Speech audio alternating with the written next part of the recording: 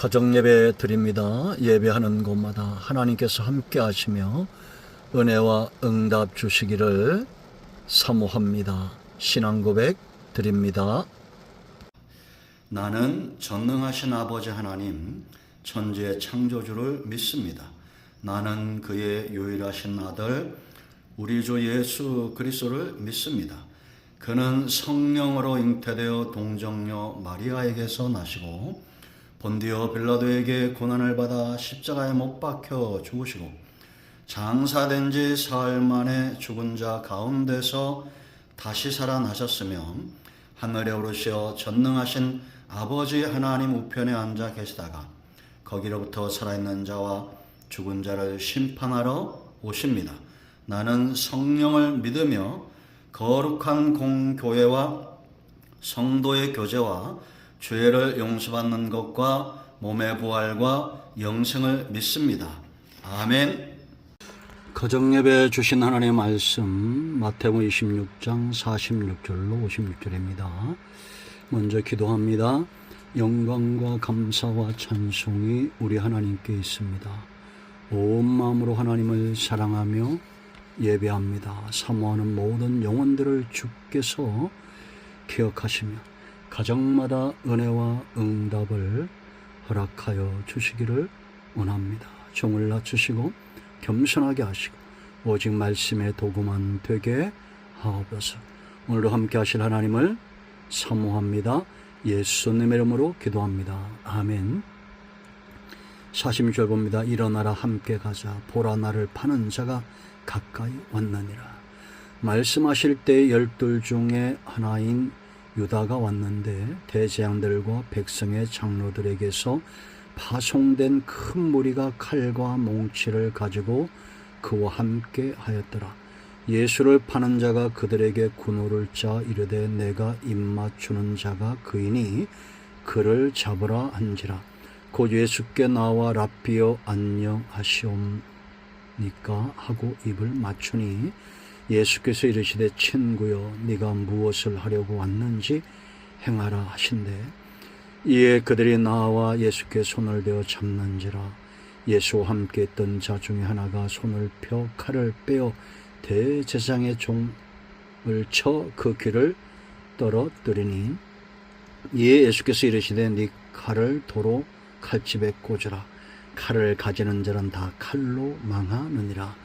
너는 내가 내 아버지께 구하여 지금 12군단 더 되는 천사를 보내시게 할 수 없는 줄로 아느냐.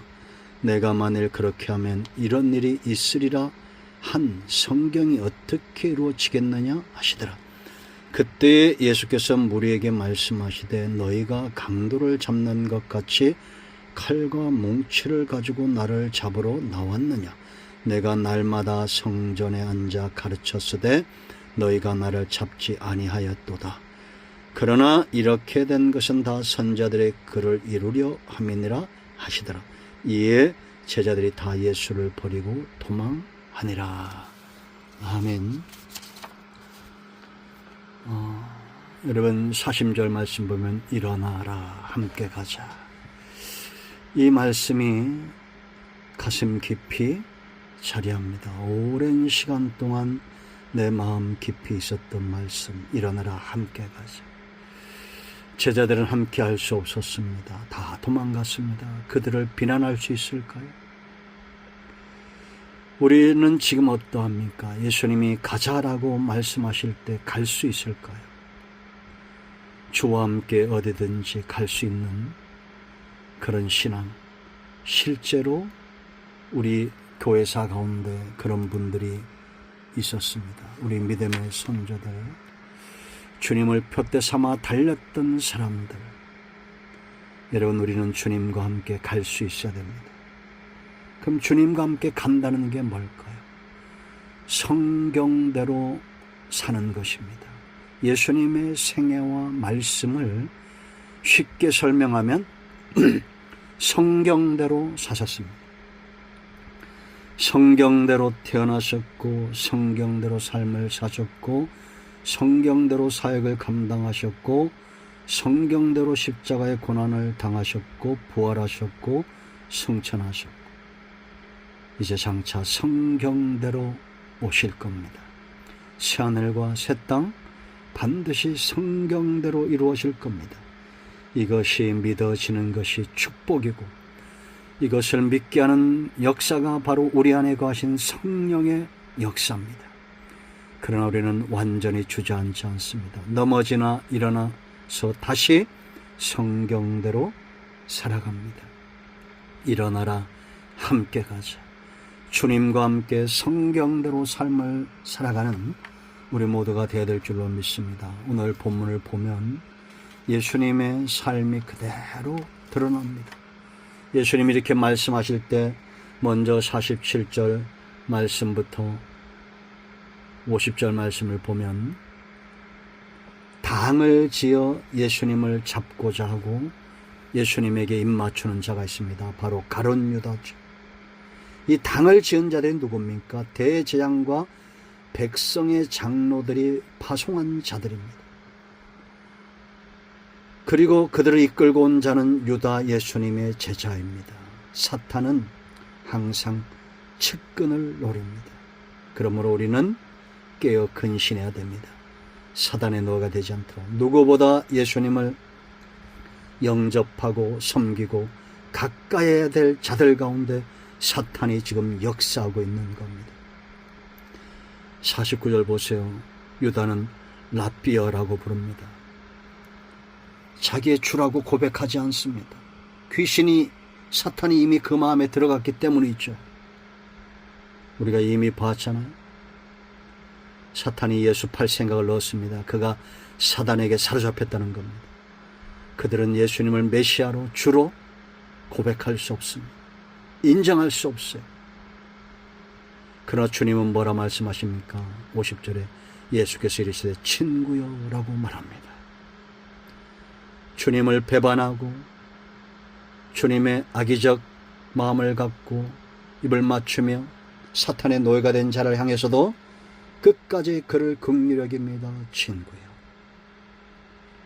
여러분, 우리의 삶은 어떠해야 될까요?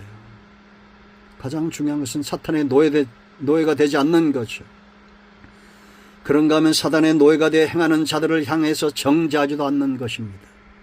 그들을 여전히 친구라 부르셨던 주님처럼 형제로, 친구로 대하여야 됩니다. 하나님과 그 교회와 백성들을 대적하는 악을 행치 마세요. 우리는 주님처럼 찌르는 자들을 향해서도 기도해야 되고 주님을 파는 자를 향해서도 끝까지 사랑해야 됩니다. 그런가 하면 두 번째, 칼을 든 자가 있습니다. 그는 칼을 들었고 주님은 성경대로 이루어지도록 행하셨습니다. 칼을 든다는 것은 52절 말씀 보세요. 이에 예수께서 이르시되 네 칼을 도로 칼집에 꽂으라. 칼을 가지는 자는 칼로 망하는 자. 망하는 길을 가는 것입니다. 칼을 드는 자. 인간의 생각이죠. 인간의 감정이고 인간의 이익을 위해서 칼을 휘두르는 자들.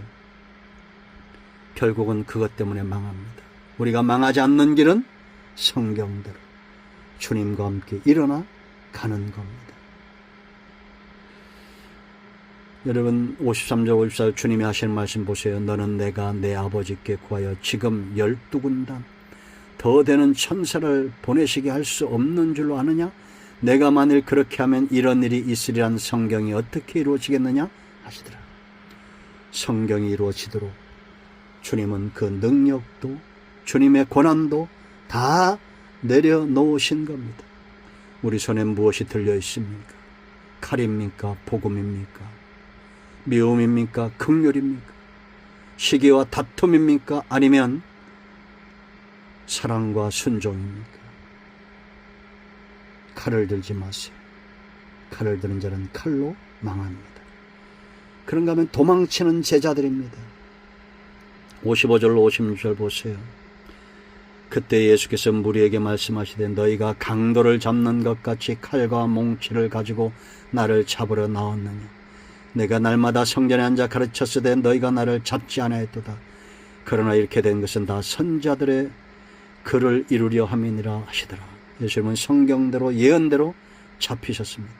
그러나 제자들은 다 예수를 버리고 도망갔어요. 이것도 성경대로죠.